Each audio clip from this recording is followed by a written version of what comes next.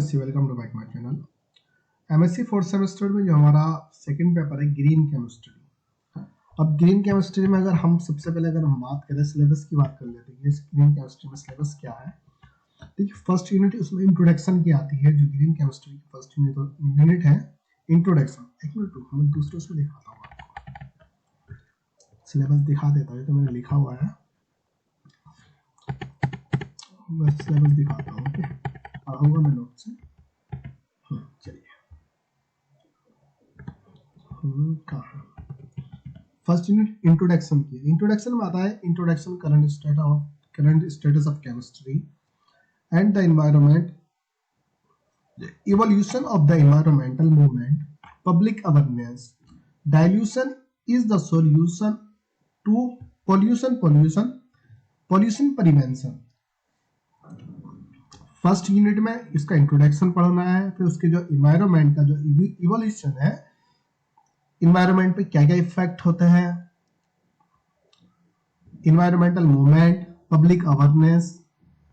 फिर उसके बाद आता है कि पॉल्यूशन प्रिवेंशन, जो पॉल्यूशन की जो रोकथाम है, प्रदूषण की रोकथाम किस तरीके से की जाए। मतलब ग्रीन केमिस्ट्री का पर्पस जो होता है, मेन चीज उसके जो इन्वायरमेंटल पे जितने भी जो हमारा इन्वायरमेंट है उस पे जो केमिकल हार्मफुल इफेक्ट हो रहे हैं, उनको रोकथाम करना, उनको रिड्यूस करना, और उनमें किस तरीके से चेंजेस किया जा सकता है।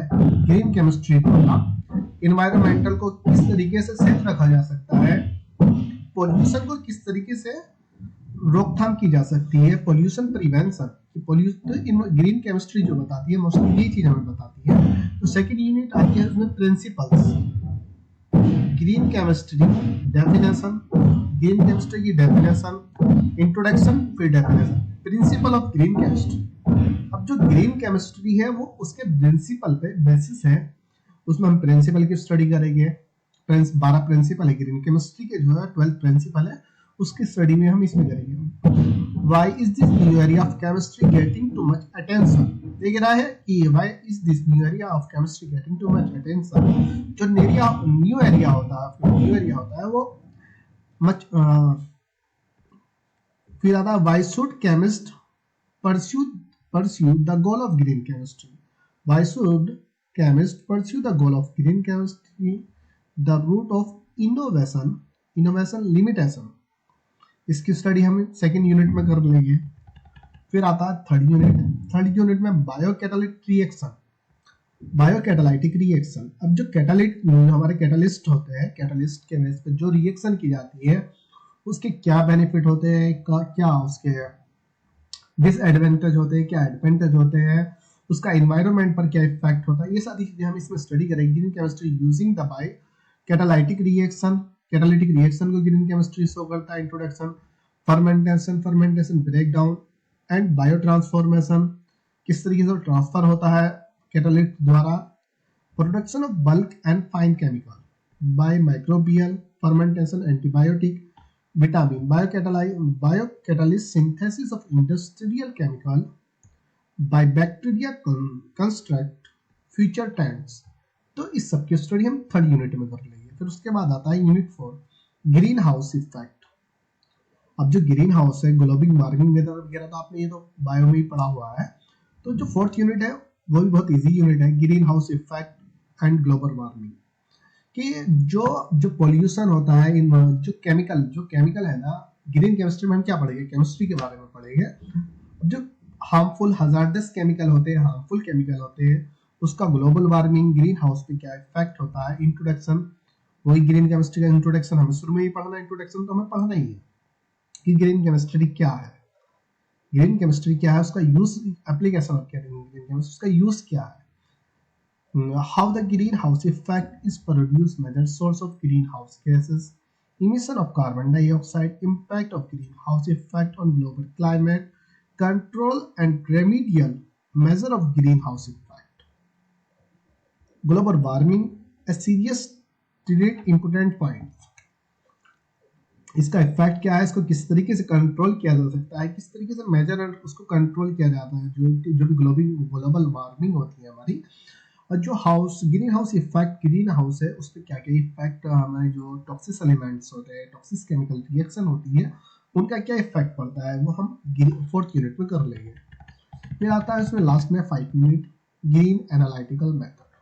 अब ग्रीन एनालिटिकल मेथड क्या है? ग्रीन केमिस्ट्री कहती है कि जो हमारे जो मेथड होते हैं जिसकी वजह से हम केमिकल को प्रोड्यूस करते हैं, केमिकल रिएक्शंस होती है ना, उसके द्वारा तो जो भी प्रोडक्ट होगा प्रोड्यूस होता है, कि जो उसमें जो एनालिटिकल मेथड होते हैं, टेक्निक होते हैं, उनमें इम्प्रूवमेंट किया जाए, जिसकी वजह से ना ज़्यादा कुछ मतलब कम हजार्डनेस हो, लेस हजार्डनेस हो एनवायरनमेंट के लिए, और कम पोल्यूशन हो, पोल्यूशन पे प्रिवेंशन हो। पोल्यूशन प्रिवेंशन क्या है? प्रिवेंशन रोकथाम। फ्यूचर ट्रेंड इन ग्रीन केमिस्ट्री। फ्यूचर ट्रेंड इन ग्रीन केमिस्ट्री, ट्रेंड केमिस्ट्री हमने मेडिकल फील्ड में भी पढ़ी थी। इंडस्ट्रियल के बारे में बताना कि ग्रीन केमिस्ट्री को किस तरीके से ग्रीन केमिस्ट्री का यूज करें, किस तरीके से फ्यूचर के लिए ग्लोबल जो इन्वायरमेंट है उसको सेफ रखा जा सकता है। Green chemistry, green analytical method, redox reagent, green catalyst, green nanosynthesis, green polymer chemistry, exploring nature, biomimetic proliferation of solvent, less reaction, not covalent, derivatization, biomass conversion, emission control।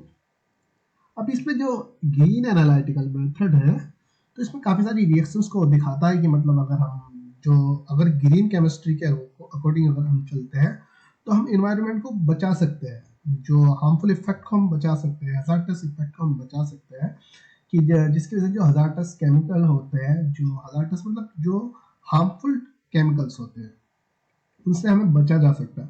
तो ये syllabus हुआ। उसके बाद हम आ जाते हैं सीधा टॉपिक पर। Introduction of green chemistry, definition of green chemistry, aim of green chemistry कि क्या ग्रीन केमिस्ट्री का क्या एम है, application of green chemistry, application के बाद प्रिंसिपल ऑफ ग्रीन केमिस्ट्री, इसके हम स्टडी करेंगे। प्रिवेंशन में अगर हम बात करें फर्स्ट प्रिंसिपल, दूसरा प्रिंसिपल की अगर बात करें atomic economy, use less hazardous chemical, third principle है। Fourth principle design the safe chemical. Fifth principle की अगर हम बात करें use the safe solvent and auxiliaries. Six principle की अगर हम बात करें design for energy efficiency. Seventh principle की बात करें यूज द रिन्यूएबल मटेरियल या रिन्यूएबल फीड स्टॉक। फिर एट प्रिंसिपल की अगर हम बात करें reduce the derivatives. Nine principle बात करें use of catalyst, design for degradation. 10वां प्रिंसिपल। 11वें प्रिंसिपल की अगर हम बात करें रियल टाइम पॉल्यूशन प्रिवेंशन। वही 12th प्रिंसिपल की अगर हम बात करें use safer chemical for accident prevention. तो ये सब के सब 12 प्रिंसिपल को हम नेक्स्ट वीडियो में स्टडी करेंगे। The role of green chemistry, green chemistry का क्या रोल है, इसकी भी हम स्टडी नेक्स्ट वीडियो में करते हैं। Okay, thank you.